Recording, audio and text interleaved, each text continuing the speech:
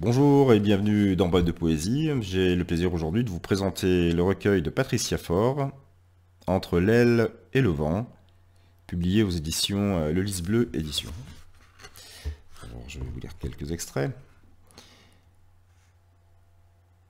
Je marche au bord, là où l'écume vient mourir, dans ce corridor des vents, à l'abri des instants. Je cherche la trace de mes contours. Je n'ai de connivence qu'avec l'oiseau, toutes mes questions noyées. Le vinaigre et le sel dans le petit trou de mon ventre, pour que l'amour entre encore.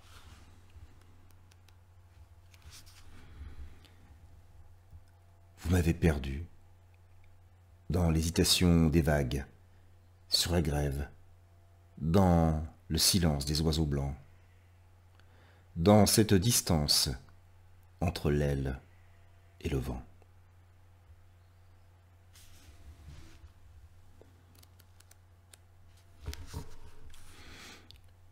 Attendre.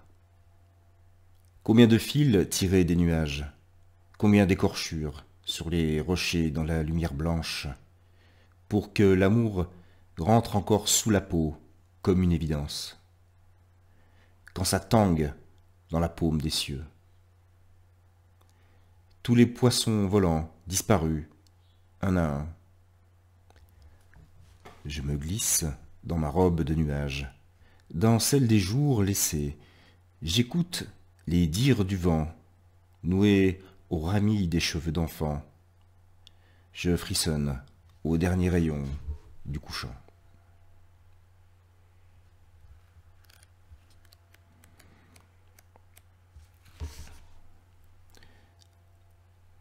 Au croisement de leur soleil, rien n'a bougé. Le silence était déjà plein de mots caressés. Au bruissement de leurs lèvres, des rivières se sont tues, pour les écouter boire aux sources sacrées.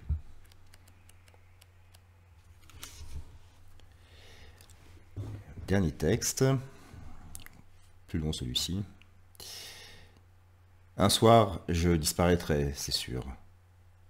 Emporté par un fil tiré d'un nuage, comme les avions qui laissent des traces blanches dans le ciel et s'en vont. Quand la terre libère ses parfums, dans le dernier rayon du crépuscule, que j'aurais avalé trop de bleu, trop de chants d'hirondelles, je m'émulsionnerai dans le tout.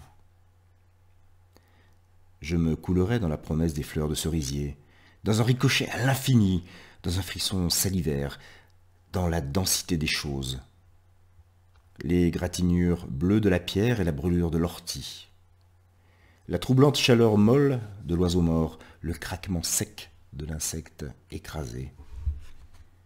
Car il faut s'abstraire, enrober la matière, se cogner, goûter, s'écœurer même, ne pas y échapper, parce qu'il y a plein de choses mortes sur cette route. L'Odyssée est belle et forte comme une migration de saumon à l'embouchure du fleuve. Il s'arrête un certain temps, comme s'il devait s'habituer à l'eau douce, remonte avec le flux et retourne à la mer avec le reflux, jusqu'à ce que commence le véritable voyage. Il faut s'aimer et puis se perdre, comme la petite fumée qui sort de la bouche l'hiver, comme le sentiment. C'est la seule chose qui prouve qu'on est vivant, et puis écrire sur la peau de l'autre. Puis il faut charrier toute cette merde de la rivière pour planter un arbre au milieu, pour que des enfants jouent autour. Pourquoi comprendre? La fin est dans le début et bien avant même dans le rien. Il faut ouvrir des fenêtres entre les deux. Tu sais, c'est le même creux dans le ventre, le manque, l'envie, la peur, la douleur et l'inverse. Même sous les croix des cimetières, l'herbe est toujours verte. Il y a trop d'azur coulé dans mes blessures. Ça dégouline même dans la boue des flaques, sur les genoux écorchés de l'enfance, dans les chapelets de minutes grises qui roulent sous les doigts, comme d'amères friandises, et là sur vos plaies, sous vos chemises, à cracher sur le peu de beau qui reste, on prend perpète. Pour faire rougir la lame des faux, pour exister, pour être partout, car il y a de tout dans tout, il faut aimer. Un soir, je disparaîtrai, et je vivrai sans fin. Voilà, merci à Patricia Faure, ce très beau recueil, Zop, Entre l'aile et le vent, publié dans Lys Bleu Édition. Et oui, il faut aimer. What else? Je vous souhaite de passer une très belle journée en poésie et à très bientôt.